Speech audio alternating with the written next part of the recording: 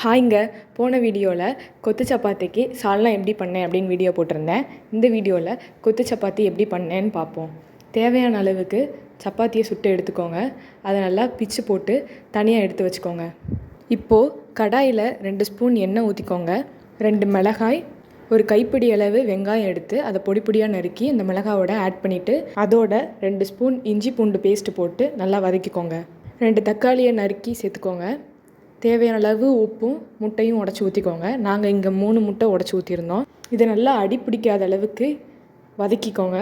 இப்போது நம்ம பிச்சு வச்சுருந்த சப்பாத்தியை இதோட ஆட் பண்ணிக்கோங்க. இதை நல்லா பிரட்டிட்டு நம்ம செஞ்சு வச்சுருந்த சால்னாவில் 3 கரண்டி எடுத்து ஊற்றிக்கோங்க. அதுக்கான ரெசிபி ஆல்ரெடி அப்லோட் பண்ணிவிட்டேன், செக் அவுட் பண்ணி பாருங்கள். இப்போ இதை நல்லா புரட்டிட்டா கொத்து சப்பாத்தி ரெடி. கொத்து சப்பாத்தி வித் சால்னா ரொம்பவே சூப்பராக வந்துருந்துச்சு. ட்ரை பண்ணி பார்க்காதவங்க ப்ளீஸ் ட்ரை பண்ணி பாருங்கள்.